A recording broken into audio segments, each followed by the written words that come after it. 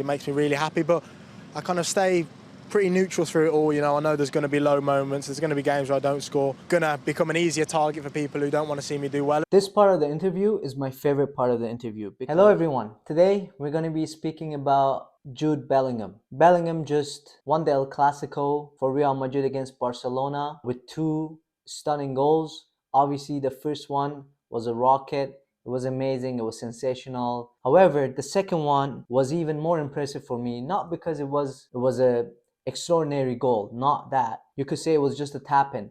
But the fact that he made himself available, he got himself into a position, he made that run, he anticipated the play, and the fact that he was able to score the winning goal, make it 2-1 in the 92nd, 93rd minute for Real Madrid, it was just sensational. But we're not even going to talk about El Clasico and his performance in El Clasico. We're going to talk about Jude Bellingham's mentality. He's only 20 years old, but he speaks and he carries himself like he is 35, 40 years old. He has this maturity to him. He has this responsibility to him.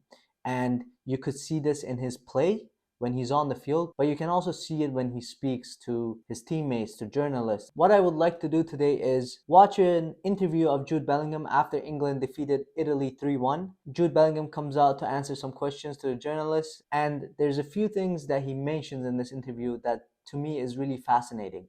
Whether I'm listening to this as a coach, whether I'm listening to this as a neutral fan, or whether I'm listening to this as a player. I think everybody that's involved in sports, not just soccer or football, can take a lot from this simple but very smart and efficient and professional interview from a 20-year-old kid. Obviously, he's growing bigger and bigger in confidence. He's playing for one of the best clubs in the world. He's now a starter and a regular for the England national team. But for me, it all starts here. And his mentality and his mindset to get better and better every single day, to have an open mindset and to learn and to observe and to learn as much as he can from everybody around him is just fascinating. So let's watch this interview and break it down a little bit. Once again, just an amazing performance from you. You're pretty good, aren't you? I'm getting a little bit better each time I play. But no, thank you very much. A pleasure to speak to you guys again this evening. But yeah, really good night for us. We remember what happened here a few years ago when they played us here, and I think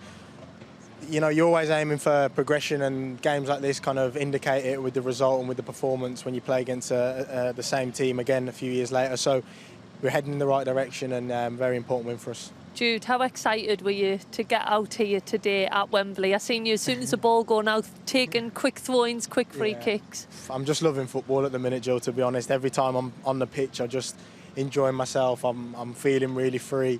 The management at my club, my country, are giving me the freedom to just play kind of how I see it, really. I know that defensively I have to keep my discipline, but offensively I know I can offer a lot all over the pitch, and I've got that freedom to do it. So yeah, loving my footy. Wow. Jude, you must love the role you're playing, because when you're playing just off to Harry and he's dropping off and sucking out defenders, and your timing of your runs in behind, is that 10 your best position? Is that where you're most comfortable? I think it's probably the position that suits the 2 systems I'm playing in the most at the minute and the teammates that I'm playing with at the minute.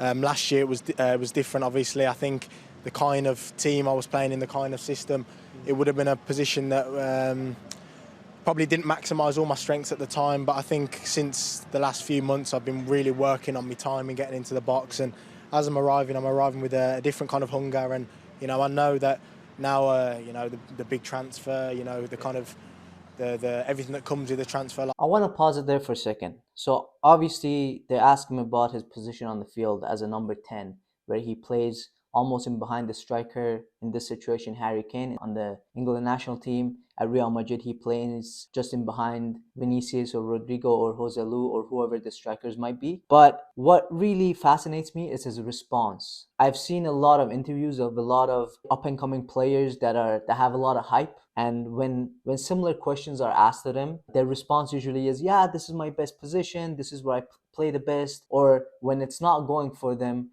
they come out and say, I'm not playing in the best position that fits me or that suits me. I'm not enjoying myself. But his response is, where I'm playing suits the system I'm playing in the 2 teams and with the players around me.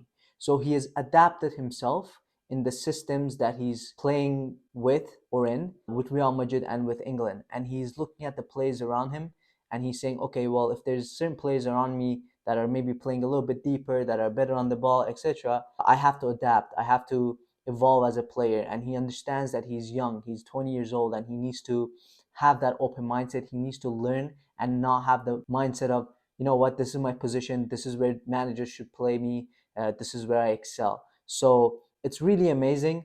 And for those players that are young, that have big ambitions, that have dreams, just the way he thinks about these things and his mindset allows him to be successful. Let's keep watching. I'm arriving with a different kind of hunger, and I know that now the big transfer, the kind of the everything that comes with a transfer like that, the fact is I have to deliver. I have to be the one that kind of tries to decide games, whether it's with a goal or assist or a kind of a match-winning performance. So it is a lot easier when I start higher to get into the box to create those moments. But yeah, both enjoyable. Again, there's so much you can take from everything he's saying. He was transferred to Real Madrid, big hype, big fee, and he understands that there's a certain responsibility that comes with that, even though he's only 20 years old. At the end of the day, Real Madrid has paid that big fee for him to come and win games for them. So he needs to deliver. That's literally what he says, that he needs to deliver. Nah, I'm loving it there, obviously. And yeah, Carlo basically just said that that's where he sees me fitting into our team the best. I think the players that we had behind, they're really good with the ball, and so am I. And I want to come deep and kind of start attacks and play make. But also I understand that when there's space in behind, that there's no point wasting it, if you like, just to look nice on the ball. For me, it's all about winning games, and that's by affecting the opposition's goal as much as possible. So although it's only early days at Real Madrid, do you already feel like it's taken your game to the next level? Yeah, 100%. I think when you're around those kind of mentalities and players with that quality every day, you see them in the gym, you see how they prepare for games, with the analysis, you see, the physio work they get done, you see the work on the pitch, how competitive some of the training sessions are. It just takes you to a new level mentally, physically and technically. And I feel like I've just got to keep listening and my game will improve. Amazing. He's talking about the fact that he's training with some of the best players in the world at Real Madrid, or even probably in England. He is taking little bits from everybody. He is seeing how professional they are, because if they weren't professional, they were never going to win the titles they won. I'm talking about the likes of Modric, Toni Kroos. These players are world-class players with tons and tons and tons of experience. And for him to come in, first of all, for him to make the decision to go there, to go to Real Madrid, he had a lot of offers to go basically wherever he wanted, but he chose Real Madrid, not just for the name, but also I think he realized there's some midfielders there that he can just take so much from. And it's pretty obvious in his interview that he's looking at these guys and he's learning from them on a daily basis, and he has to keep up. He has to keep up to be able to now be that man to win games for Real Madrid or for his national team. Apart from the performance, you were 1-0 down, and you were resilient. You were always looking for something to happen, and that's the most important thing that impressed me, because there've been 3 or 4 players that were outstanding, but if you analyze, he created the penalty. And it created the acceleration that caused the second goal. So this is a quality that is quite rare in certain players. So very much congratulations. Really appreciate it. And one of the things you pointed out, Gianfranco, is at your age as well, at just 20 years old. And the word I think everyone uses is mentality and personality. Where does that come from? I've got a really strong family. I've always been blessed with amazing teammates, good staff, and in all honesty, at the minute you get a lot of praise. And they're asking him about how England was losing 1-0 to Italy, and he had to stay resilient throughout the game in order to be able to come back and win the game 3-1. That just happened again in the El Clasico. Real Madrid was losing 1-0 to Barcelona, and around minute 60-65, Bellingham scored that beautiful goal, the long distance shot, to make it 1-1. But then again, he stayed resilient, he stayed in the game, he saw himself as that responsible player, he wanted to be that player that's going to make the difference, and he finally did in minute 92nd, 93rd. Again, this goes back to his mentality and mindset, and they're asking him about it. He talks about his family, he has a strong family, and how important that is for players' development and success. But also, the players around him that are going to help him, which brings us back to my earlier point, which is when you have strong players, strong mindset players, winners, resilient, mature players around you, you're just going to learn from that, hopefully. And And if you do, sky's the limit. I'm really grateful, of course, when people like Gianfranco, Joe, Jill, yourself talk about my performances. It makes me really happy, but I kind of stay pretty neutral through it all. You know, I know there's going to be low moments. There's going to be games where I don't score. I'm going to become an easier target for people who don't want to see me do well. And for me, it's just about staying neutral through it all. You know, I turn up every day wanting to better myself. It's not for me about, oh no, I've got to show I'm the best at this and the best at that. It's about going out and making sure that my team win football games. And yeah, just the level-headedness more than anything. This part of the interview is my favorite part of the interview. This just confirms everything I'm saying. His maturity and his mindset is off the charts. He understands that even though everything is going really well for him right now, I think he's scored 13 or 14 goals for Real Madrid in 13 games, scoring match-winning goals. He's delivering for his national team, which is not easy. And right now he's up here. But he understands that he has to stay level-headed and neutral, because there's going to come a period where he's going to struggle. He's not going to be scoring goals. He's not probably going to be man of the match. And there's going to be a lot of pressure that's going to come with that. As much as praise he's getting now, he's going to be criticized. He's going to be attacked from media, teammates, whoever that might be. And through both situations, he has to stay neutral. He has to understand that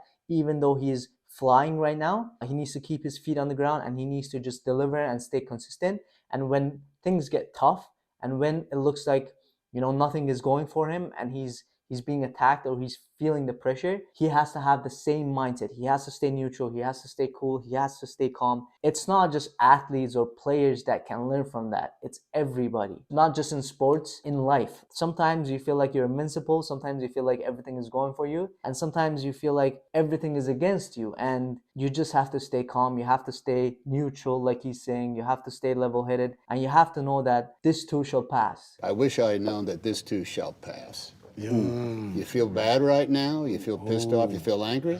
This too shall pass. You feel great?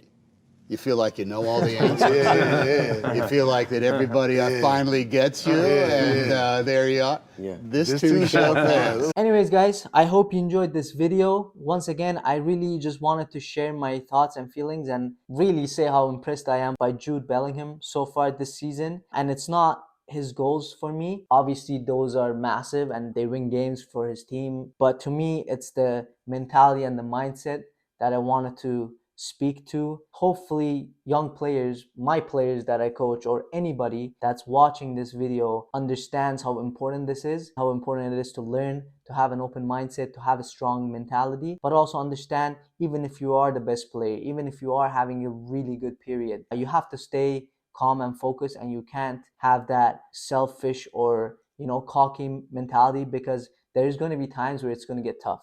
There's going to be times where there's going to be pressure. There's going to be times where you're not delivering, whether you're a youth player, whether you're a professional player, whoever you are. And a lot of people are going to question a lot of things, and you have to stay strong through that, because you can come back, you can recover. You just have to stay cool and composed, and things will work out. So I hope you enjoyed this video. I hope you could relate to it. I hope you took something from it. Thanks for watching. Please give this video a thumbs up if you did enjoy it, and I will see you next time. Take care.